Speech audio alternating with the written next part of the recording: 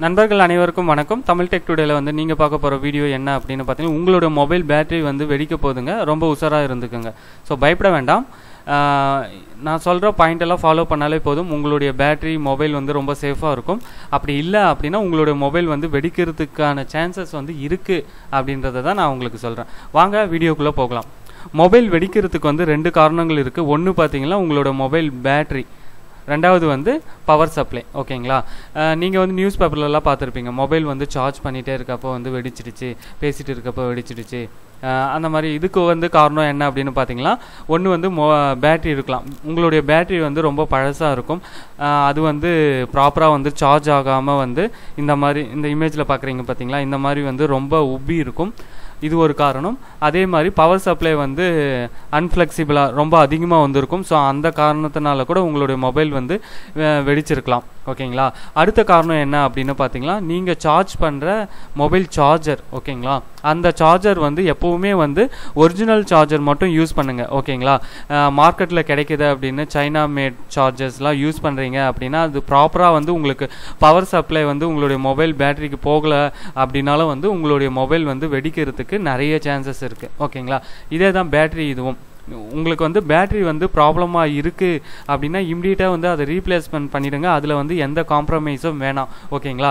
Battery வீக்காக இருக்கிறது அப்படின்றத ஒரு சில விஷயங்கள் மூலமாகவே வந்து நீங்கள் கண்டுபிடிச்சலாம். என்ன அப்படின்னு பார்த்தீங்கன்னா வந்து கொஞ்ச நேரம் நீங்கள் வந்து மொபைலை யூஸ் பண்ணாலே வந்து பேட்டரி வந்து பயங்கர சூடாகிடும். நெட்டு யூஸ் பண்ணால் சூடாகும், ஓகே. பட் மொபைல் ஆக்சஸ் பண்ணாலே வந்து பயங்கர சூடாகும். அதுக்கப்புறம் பார்த்தீங்கன்னா வந்து நீங்கள் சார்ஜ் போடுறப்போ ஒரிஜினல் சார்ஜர் இல்லாமல் வேறு சார்ஜரில் போடுறப்போ அது லாங் டைம் எடுத்துக்கும். ஃபார் 3 hours 4 hours எடுக்கும். ஸோ அந்த சமயத்துலேயும் வந்து உங்களுடைய பேட்ரி வந்து வெடிக்கிறதுக்கு சான்சஸ் இருக்குது. ஸோ அதனால் வந்து உங்களுடைய பேட்ரி வெடிக்காமல் மொபைல் சேஃபாக இருக்கணும் அப்படின்னா நீங்கள் 2 விஷயங்களை வந்து கட்டாயமாக ஃபாலோ பண்ணணும்.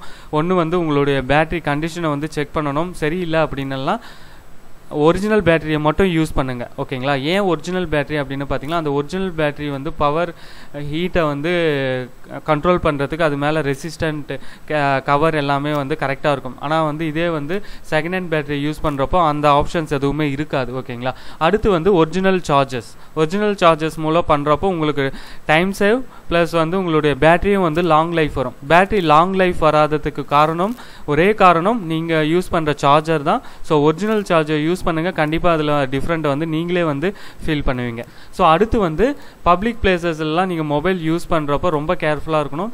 பர்டிகுலராக வந்து ஃப்ளாஷில் வந்து நீங்கள் ஃபோட்டோஸ் எடுக்கிறப்போ லைக் ஹை வோல்டேஜ் பிளேசஸில் ஃபோட்டோஸ் எடுக்கிறப்போ ரொம்ப கேர்ஃபுல்லாக இருக்கணும். அப்படி இல்லை அந்த ஃப்ளாஷ் மூலமாக வந்து பவர் சப்ளை உங்களுடைய மொபைலுக்கு வந்து அஃபெக்ட் ஆகி மொபைல் வெடிக்கிறதுக்கு உங்கள் உயிருக்கே வந்து ப்ராப்ளம் வரத்துக்கு பயங்கர சான்சஸ் இருக்குது. நிறைய இடத்துலையும் வந்து இந்த மாதிரி ப்ராப்ளம்ஸ் அதை வந்து ஃபேஸ் பண்ணியிருக்காங்க. ஓகேங்களா? ஸோ ரொம்ப கேர்ஃபுல்லாக இருங்க. சேஃபாக மொபைலை யூஸ் பண்ணுங்கள். இந்த வீடியோ வந்து உங்களுக்கு பயனுள்ளதாக இருந்திருக்குன்னு நம்புகிறேன். இந்த வீடியோ உங்களுக்கு பிடிச்சிருந்தால் லைக் பண்ணுங்கள், ஷேர் பண்ணுங்கள், சேனலை சப்ஸ்கிரைப் பண்ணி சப்போர்ட் பண்ணுங்கள். அடுத்த டெக் வீடியோவில் உங்களை சந்திக்கிறேன். நன்றி, வணக்கம்.